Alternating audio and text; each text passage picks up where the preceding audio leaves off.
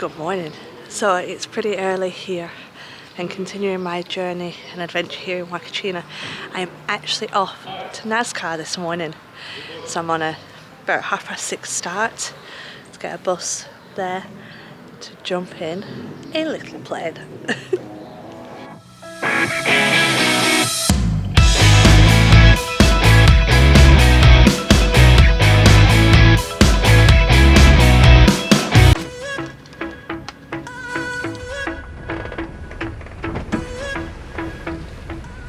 So it's about a 3-hour drive from Huacachina here to Nazca, and it's really interesting learning about the history here, that they were actually discovered, the lines were discovered by a Peruvian archaeologist in 1927, but he just thought that they were lines like channels for water, and it was only when a German called Maria Reich said that she wanted to learn more about it in 1937 that people started to kind of listen a little bit more. Everybody thought that she was crazy because she was out in the desert sweeping the lines. They thought she was trying to clean the desert, but she was trying to learn more and find out what this place was. And so then when commercial flights became a reality, it was only then when they could see them from the sky that they could see how much they actually were, that they weren't just lines or channels, that they were figures. And they were saying that the figures with 5 fingers and 4 fingers on each, 5 fingers on one hand and 4 fingers on the other hand, is a representation all around the world of a god, which I thought was really interesting to hear. But it's just really nice to hear that how it came about, that they actually don't know who made them, why they made them, how they made them, just that they're here, and because of the limited rainfall here, they can see them all the time. And as climate change is happening and the winds are blowing, more and more are being discovered. But there are a selection of figures here, like there's the spider, unfortunately, the monkey, the hands, but there are also lines that run for kilometres and kilometres. That's where the place got its name from, rather than Nazca figures, but they have no idea what they were there for. So I'm looking forward to seeing this. This was her actual home that they've built the museum around. And obviously there are lots of theories about how they were made, why they were made, and for a long time people thought it must be the aliens, that where there are like trapezoids in the trapezoids they look like runways, and so they were saying that that's where the aliens crash landed their planes. But it's been really interesting to like listen to and everything, because the guide that's taken us around today, his father actually knew and worked with Maria Reich, so it's like first-hand accounts of everything that's been passed down, which is really, really good to learn. And this place, this garden, just look at this. Pretty special, in the middle of a desert. Like, is she either born on May?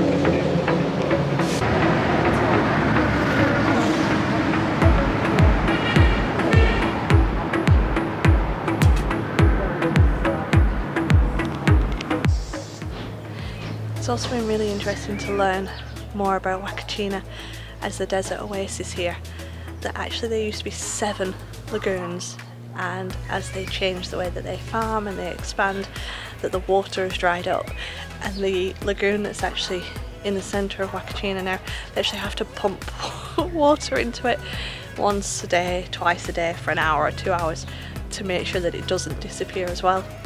So yeah, it's a bit fake. It was real, but now it's not. So it used to be a place that the waters were really healing and the mud would help, but yeah, not anymore because it's fake.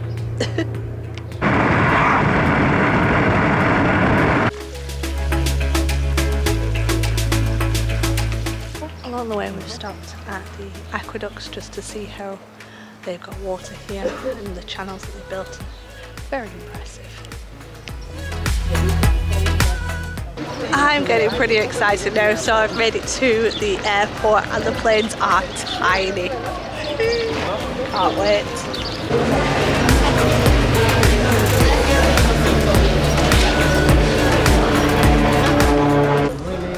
two taxes to pay, and this one is your tourist tax. I don't know For all if this flights. one. Can you try?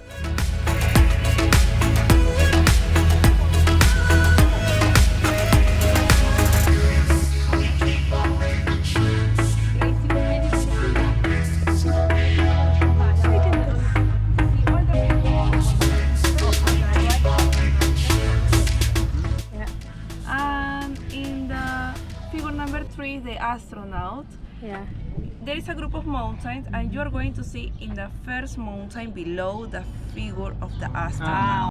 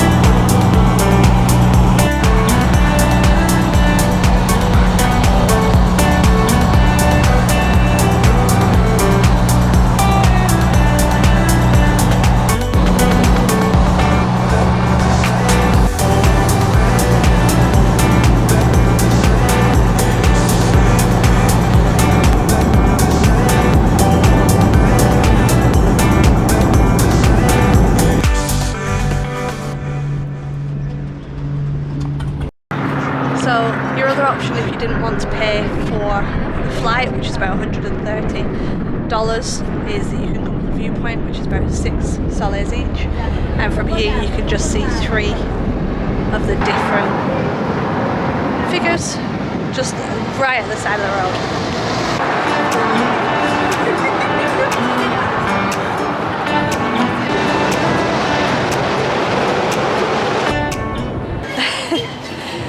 So the trip that I did today is one of the more popular things that you can do here from Huacachina.